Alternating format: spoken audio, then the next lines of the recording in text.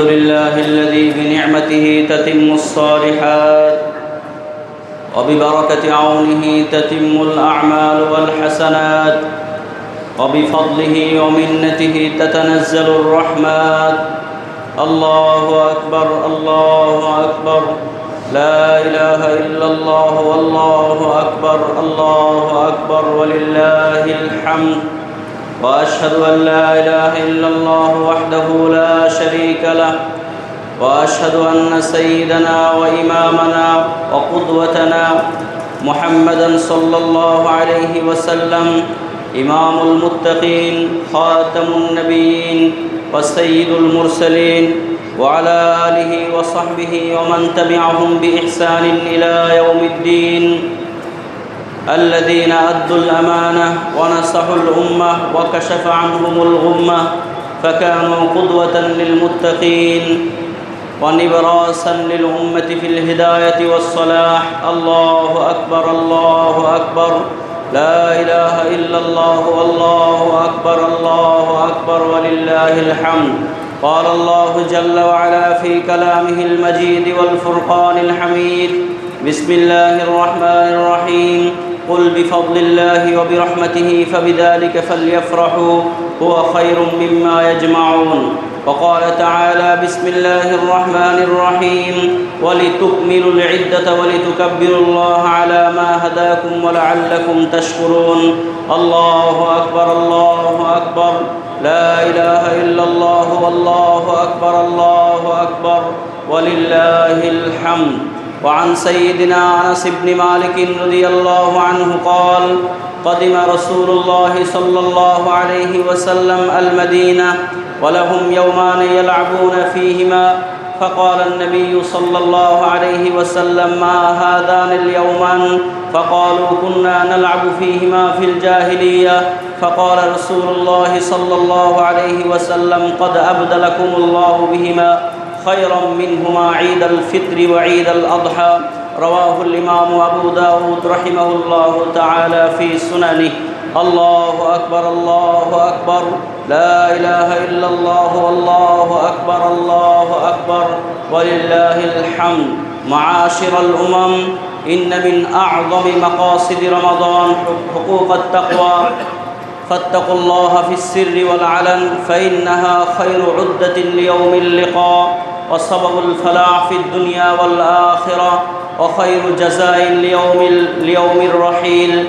فاتقوا الله، فإن التقوى ملاك الحسنات. الله أكبر الله أكبر، لا إله إلا الله والله أكبر الله أكبر ولله الحمد. قال الله جل وعلا في كلامه المجيد والفرقان الحميد: بسم الله الرحمن الرحيم، ولقد وصينا الذين أوتوا الكتاب من قبلكم وإياكم أن اتقوا الله. وقال تعالى: وتلك الجنة التي نورث من عبادنا من كان تقيا. وقال تعالى: بسم الله الرحمن الرحيم، يا أيها الذين آمنوا كتب عليكم الصيام كما كتب على الذين من قبلكم لعلكم تتقون. الله أكبر الله أكبر، لا إله إلا الله والله أكبر الله أكبر ولله الحمد. معاشر الأمم، إننا ودعنا شهرا عظيما، شهرا مباركا، شهر المواساة، شهر المغفرة، شهر العتق من النيران.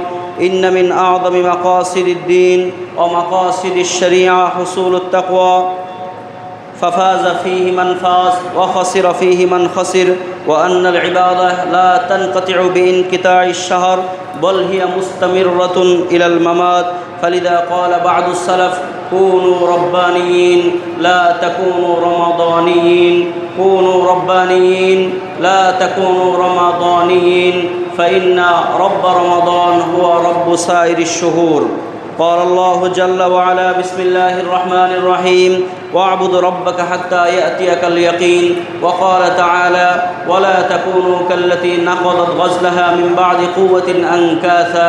الله أكبر الله أكبر، لا إله إلا الله والله أكبر الله أكبر ولله الحمد. أيها المسلمون، هذا يوم العيد، يوم الفرح والسرور والبهجة، ويوم الجائزة من الرحمن، ولذا يسمى هذا اليوم يوم الجوائز. فطوبى لمن صام رمضان إيمانا واحتسابا، وطوبى لمن قام ليله تقربا، وطوبى لمن ختم القرآن وأكثر من الدعاء والصدقات. الله أكبر الله أكبر، لا إله إلا الله والله أكبر، الله أكبر ولله الحمد. أيها الإخوة، تذكروا في هذا اليوم إخوانكم المحتاجين من الفقراء والغرباء واليتامى والمساكين، وأدخلوا السرور في قلوبهم وامسحوا دموعهم من أعينهم، فإن رسول الله صلى الله عليه وسلم قال: أحب الناس إلى الله أنفعهم للناس. الله أكبر الله أكبر، لا إله إلا الله والله أكبر، الله أكبر ولله الحمد. قال بعض من السلف: ليس العيد لمن لبس الجديد وأكل الثريد، إنما العيد لمن غفر له ذنبه ولمن قبل له صيامه وقيامه. الله أكبر الله أكبر، لا إله إلا الله والله أكبر، الله أكبر ولله الحمد.